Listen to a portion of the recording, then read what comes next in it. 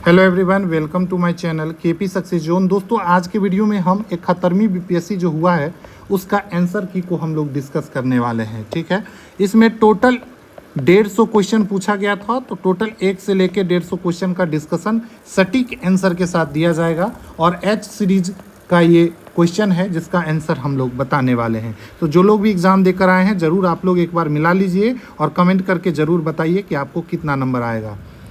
ठीक है, तो कितना नंबर आ रहा है ज़रूर बताइए। पहला सवाल, यूएनडीपी के मानव विकास सूचकांक रिपोर्ट 2025 के अनुसार भारत में जीवन प्रत्याशा 1990 में 58.6 वर्ष था, 2023 में कितना हो गया है? तो 72 वर्ष इसका आंसर है। तो जो लोग भी ए मारे हैं बिल्कुल सही है। जल्दी जल्दी से आप लोग के लिए कराएंगे, डिटेल डिस्कशन बाद में होगा, अभी बस आप लोग आंसर मिलाइए और बताइए कितना नंबर आ रहा है। अगला सवाल, फरवरी 2025 में एआई एक्शन समिट किस शहर में हुआ था? तो ये हुआ था पेरिस में। बी नंबर ऑप्शन बिल्कुल सही है इसका। अगला सवाल है, 96वां अकादमी पुरस्कार 2024 में एम्मा स्टोन को किस फिल्म में मुख्य भूमिका के लिए ऑस्कर दिया गया था? तो ये दिया गया था पुअर थिंग के लिए। बी नंबर ऑप्शन बिल्कुल सही है। तो जो लोग बी नंबर मारे हैं आपका बिल्कुल भी सही है। ठीक है, चलिए अगला सवाल है, किस गुजराती फिल्म ने 70वें राष्ट्रीय फिल्म पुरस्कार में राष्ट्रीय सामाजिक और पर्यावरण मूल्यों को बढ़ावा देने के लिए सर्वश्रेष्ठ फीचर फिल्म का पुरस्कार जीता है? तो ये जीता है Kutch express. C number option बिल्कुल सही है। चलिए अगले सवाल पे आते हैं। अगला सवाल, निम्नलिखित में से किस व्यक्ति या संगठन को 2024 का रेमन मैग्सेसे पुरस्कार मिला है? तो ये मिला है फुंसे कर्मा और रूरल डॉक्टर मूवमेंट, ये दोनों को मिला है। तो डी नंबर ऑप्शन बिल्कुल सही है, उपरोक्त में से एक से अधिक। अगला सवाल है, आकाश तीर के बारे में निम्नलिखित में से कौन सा कथन सही है? तो इसका आंसर हो जाएगा सी, यह निष्क्रिय रक्षा से सक्रिय प्रतिकार के रणनीतिक बदलाव को दर्शाता है। जो लोग भी चैनल पर नए हैं सब्सक्राइब कर लीजिएगा। अगला सवाल है, निम्नलिखित में से कौन से रक्षा प्लेटफॉर्म मेक इन इंडिया पहल के तहत भारत की स्वदेशी सैन्य प्रणाली का हिस्सा है? इसका जो सही जवाब हो जाएगा दोस्तों बी और सी दोनों, एमबीटी और एटीएजीएस। तो उपरोक्त में से एक से अधिक। डी नंबर ऑप्शन बिल्कुल सही है। अगला सवाल, कौन से दिन हेलीकॉप्टर मेमोरियल डे के रूप में मनाया जाता है? ये मनाया जाता है 27 जनवरी को। 27 जनवरी को हेलीकॉप्टर मेमोरियल डे के रूप में मनाया जाता है।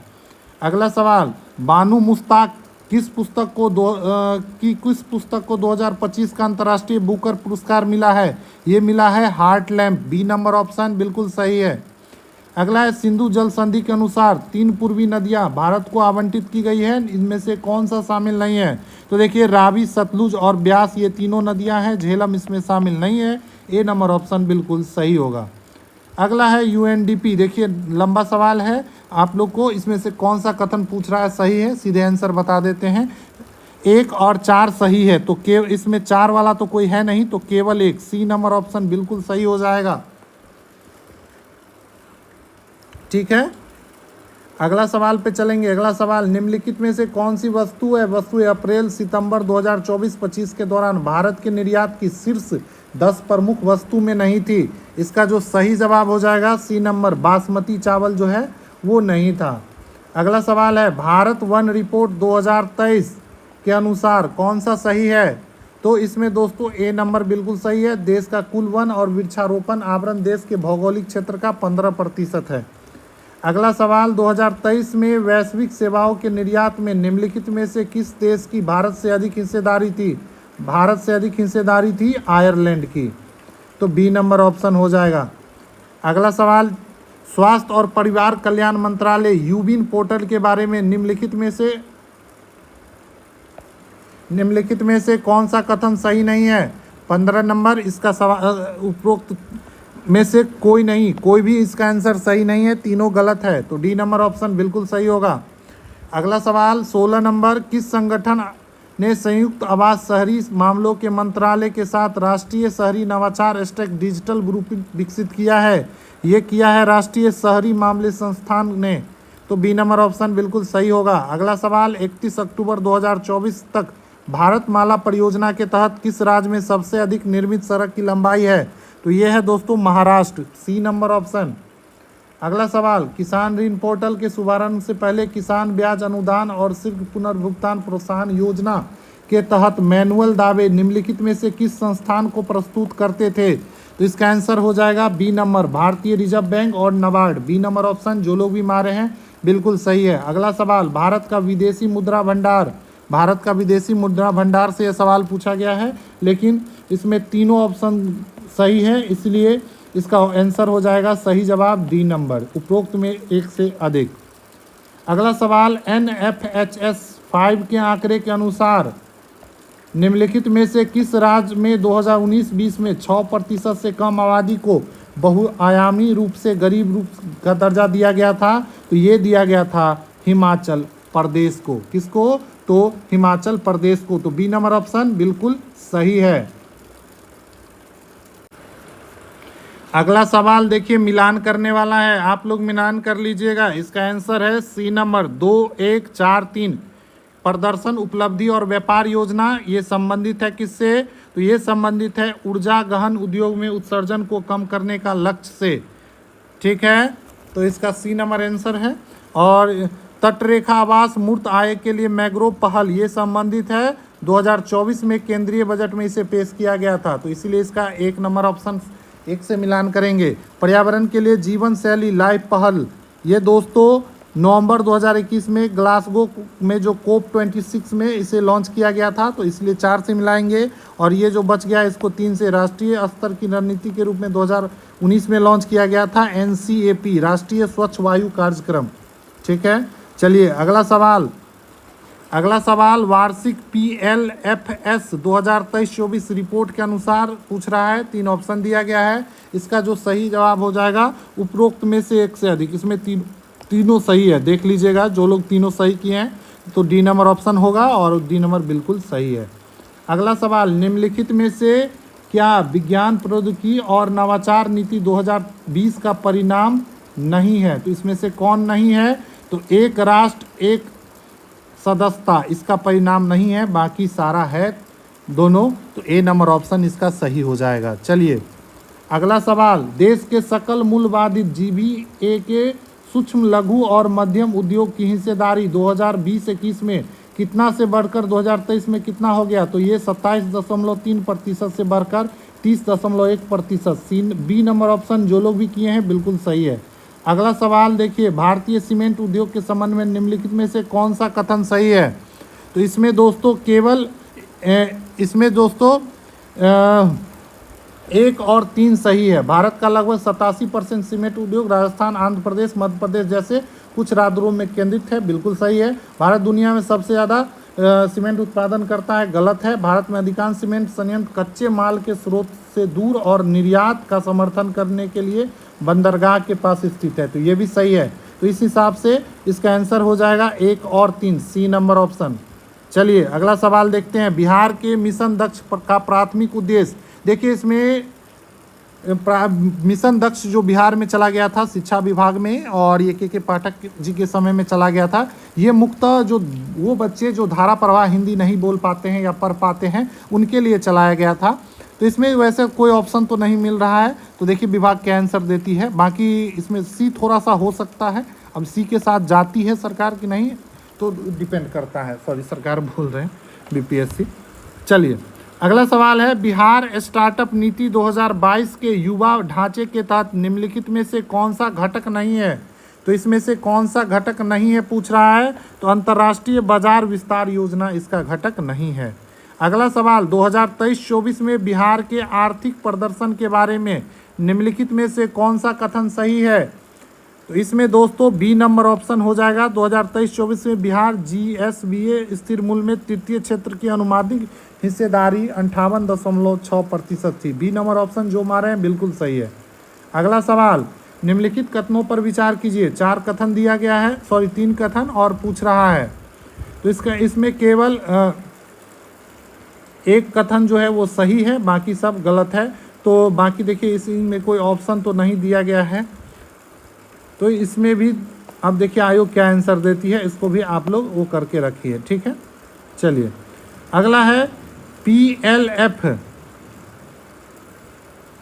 2023-24 के अनुसार निम्नलिखित में से कौन सा कथन बिहार के महिलाओं के बीच रोजगार की प्रकृति का सबसे अच्छा वर्णन करता है? तो अधिकांश महिलाएं जो है दोस्तों बिहार में स्वनियोजित है और अक्सर घरेलू उद्योगों में सहायक के रूप में काम करती है। बी नंबर ऑप्शन बिल्कुल सही है। अगला है लोकसभा के सचिवालय स्टाफ की नियुक्ति की शक्ति किसमें निहित है? तो ये निहित है दोस्तों लोकसभा अध्यक्ष के परामर्श उपरांत राष्ट्रपति में। डी नंबर ऑप्शन बिल्कुल सही है। तो जो लोग डी मारे हैं आपका बिल्कुल भी सही है।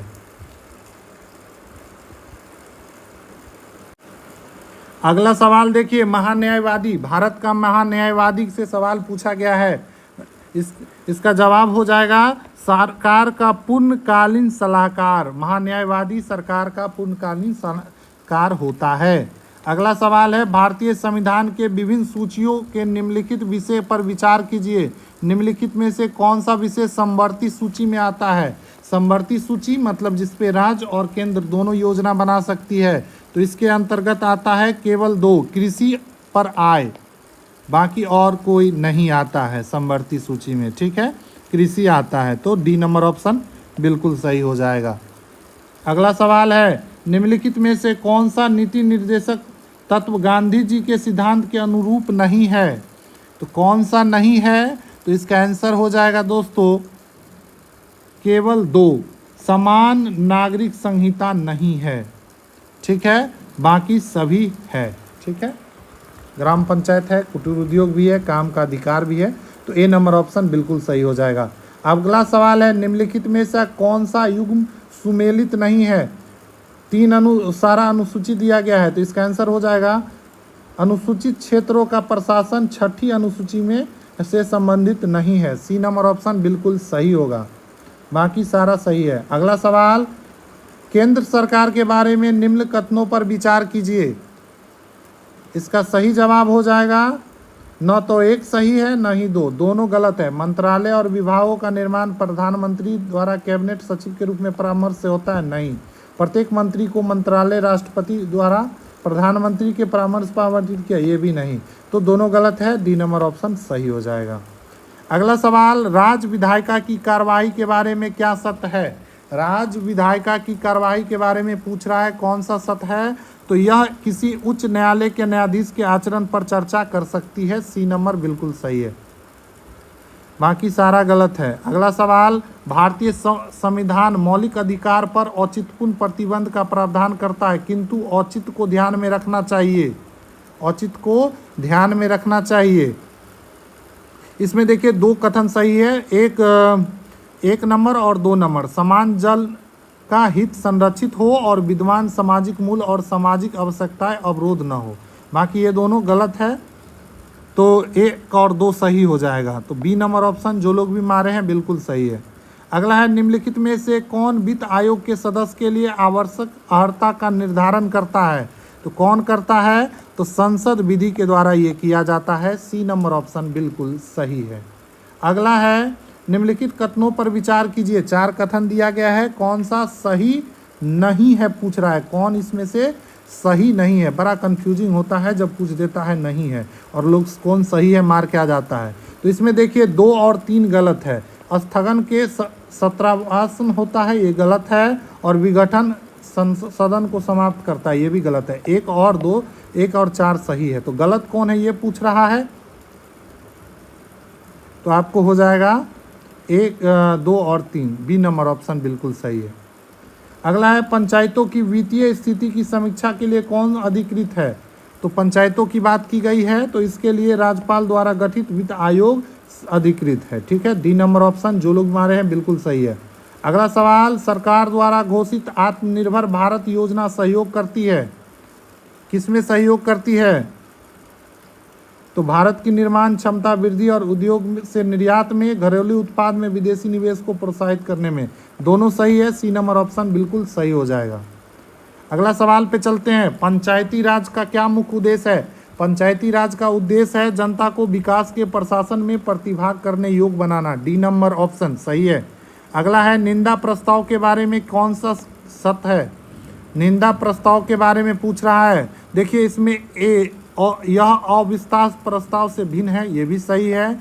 और सी भी सही है, इस प्रस्ताव के कारण उल्लेख करना अनिवार्य नहीं है। दोनों सही है। अब देखिए विभाग क्या आंसर लेती है। वैसे तो दोनों सही है। ठीक है, चलिए अगला सवाल है 45 का, निम्नलिखित में से कौन सा विषय उच्च न्यायालय और उच्च न्यायालय दोनों के अधिकार क्षेत्र में आता है? उच्च न्यायालय और सर्वोच्च न्यायालय दोनों के अधिकार क्षेत्र में कौन सा आता है? तो मौलिक अधिकार का संरक्षण दोनों के क्षेत्र में आता है। ठीक है। अगला है, कांग्रेस में किस भारतीय नेता ने प्रथम बार उदारवादियों पर सुरक्षित बल्ब सिद्धांत का प्रयोग करने का आपेक्ष लगाया था? देखिए यहाँ से हिस्ट्री शुरू हो गया। तो ये किया था दोस्तों लाला लाजपत राय। ए नंबर ऑप्शन बिल्कुल सही है। और अगर आप लोग हमारा मॉडर्न हिस्ट्री का क्लास देखे होंगे तो ज़रूर आप इसको सही किए होंगे। पूरा प्लेलिस्ट में बहुत अच्छे से पढ़ाया गया है। अगला सवाल है, दिल्ली में उसके राजकीय प्रवेश के अवसर पर किस वायसराय पर बम फेंका गया था? तो लॉर्ड हॉर्डिंग पर बम फेंका गया था। तो सी नंबर ऑप्शन बिल्कुल सही है। अगला सवाल, 1911 में कैलिफोर्निया विश्वविद्यालय में भारतीय दर्शन शास्त्र के प्रोफेसर बनने का किसे अवसर मिला था? तो ये मिला था हरदयाल को, हरदयाल जी को मिला था ये मौका। तो सी नंबर ऑप्शन बिल्कुल सही है। अगला है, MJO कॉलेज अलीगढ़ के प्रधानाचार्य का नाम बताइए जिसने 19वीं सदी के अंतिम दशकों में मुस्लिम सांप्रदायिकतावाद को बढ़ावा दिया था। तो ये था दोस्तों Theodore Baks. D number option बिल्कुल सही है। अगला सवाल है, द यंग इंडिया एक राष्ट्रीय पत्र को प्रारंभ किसने किया था? तो ये किया गया था महात्मा गांधी जी के द्वारा। ए नंबर ऑप्शन जो लोग भी किए हैं बिल्कुल सही है। अगला सवाल है, मेजीनाट रेखा किस देशों के बीच विद्यमान है? तो मेजीनाट रेखा जो है दोस्तों फ्रांस और जर्मनी के बीच है। तो ए नंबर ऑप्शन जो लोग भी किए हैं बिल्कुल सही है। अगला है, होर्मुज जल संधि जोड़ता है, होर्मुज जल डमरूमुद मद जोड़ता है, किसको जोड़ता है? तो ये जोड़ता है परसिया की खाड़ी से ओमान की खाड़ी को। तो बी नंबर ऑप्शन जो लोग भी किए हैं बिल्कुल सही है। अगला है, ग्राउंड जीरो कहाँ है? ग्राउंड जीरो कहाँ है? तो ग्राउंड जीरो न्यूयॉर्क में है। कहाँ पे है? न्यूयॉर्क में है। ए नंबर ऑप्शन होगा। अगला है दोस्तों, निम्नलिखित में से कौन सा स्थल डममद है जो कि डेवलिस नेक के नाम से जाना जाता है? तो ये जाना जाता है दोस्तों का स्थल डमरूमद, क्रा स्थल डमरूमद। ए नंबर ऑप्शन बिल्कुल सही है जो लोग भी किए हैं। अगला सवाल पे आइए। अगला सवाल है, लडंग संदर्भित करता है, किसको संदर्भित करता है? तो स्थानांतरित कृषि को। बी नंबर ऑप्शन बिल्कुल सही है। अगला सवाल, दुनिया का सबसे बड़ा नदी द्वीप कौन सा है? तो ये भारत का माजुली द्वीप जो कि असम में है। ए नंबर ऑप्शन बिल्कुल सही है। अगला सवाल, भारत के सबसे बड़ा द्वितीय बेसिन नदी कौन सा है? द्वितीय हो जाएगा गोदावरी नदी बेसिन द्वितीय है। पहले नंबर पे गंगा है भारत का। निम्नलिखित में से कौन सा अलकनंदा और भागीरथी का संगम है? तो यह है दोस्तों देवप्रयाग जो कि कहाँ पर है? कमेंट करके बताइएगा। अलकनंदा और भागीरथी का संगम स्थल डी नंबर। चलिए, भारतीय क्षेत्र में दो ज्वालामुखी द्वीप कौन कौन सा है? भारतीय क्षेत्र में दो ज्वालामुखी द्वीप कौन कौन सा है? तो यह है दोस्तों नारकोंडम और बेरन द्वीप। ठीक है। अगला सवाल, मेरठ में किस आइटम की शिल्पकला को जीआई टैग मिला है? तो ये मिला है आपको कैंची को। किसको मिला है? कैंची को। डी नंबर ऑप्शन बिल्कुल सही है। अगला है, भारत में समशीतोष्ण वन अनुसंधान केंद्र किस शहर में है? तो ये है दोस्तों शिमला में। कहाँ पर है? शिमला में समशीतोष्ण वन अनुसंधान केंद्र है। ठीक है। अगला है, कान्हा नेशनल पार्क कहाँ पर है? तो ये है मध्य प्रदेश में। कहाँ पर है? मध्य प्रदेश में। अगला है, लोकटक एक क्या है? तो लोकटक एक झील है। आप लोग कमेंट करके बताइए कि लोकटक झील कहाँ पर है। अगला सवाल, निम्नलिखित में से कौन सा पार्क या अभ्यारण्य बिहार में बाघ परियोजना के अंतर्गत आता है? तो केवल एक है, वाल्मीकि राष्ट्रीय पार्क। ए नंबर ऑप्शन बिल्कुल सही है। अगला सवाल, निम्नलिखित में से कौन सा बिहार का राज पशु है? बिहार का राज पशु जो है दोस्तों वो है बैल। क्या है? बैल है। ठीक है। अगला है, बिहार में नालंदा विश्वविद्यालय का पुनः स्थापना किस वर्ष किया गया था? तो फिर से नालंदा विद्यालय का स्थापना किया गया था। ये किया गया था दोस्तों 2014 ईस्वी में। अगला सवाल, कर्मनाशा नदी का उद्गम स्थल कहाँ पर है? तो कैमूर जिला कैमूर की पहाड़ी से निकलती है कर्मनाशा नदी और ये यूपी को बिहार से साथ सीमा बनाती है। ठीक है। भारत संपूर्ण भारत का कितना प्रतिशत पायलट उत्पादित करता है? तो 95%। वैसे आप देखिएगा तो 95 से 100% के बीच दिखाता है। ठीक है। यहाँ भी कन्फ्यूजन है, लेकिन 95% के साथ जो लोग गए हैं बिल्कुल सही है। अगला सवाल, बिहार के किस जिले में सोना पाया जाता है? जमुई जिला। मारिए जमुई जिला वाले, कौन कौन से है? ए नंबर ऑप्शन आपके लिए तो हलवा सवाल आ गया। अगला सवाल है, बिहार का अधिकांश भाग निम्नलिखित में से किस प्रकार की जलवायु के अंतर्गत आता है? तो बिहार का अधिकांश भाग जो आता है दोस्तों उपोष्ण कटिबंधीय मानसून में, उपोष्ण कटिबंधीय मानसून में आता है। अगला सवाल देखेंगे, हम एक लकड़ी के बक्से को 200 न्यूटन का बल लगाते हैं और निर्यात वेग के फर्श पर ढकेलते हैं तो सीमांत घर्षण बल कितना होगा?